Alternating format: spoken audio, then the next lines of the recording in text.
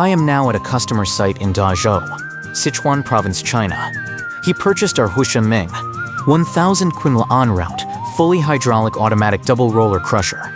Let me briefly introduce the production process to everyone.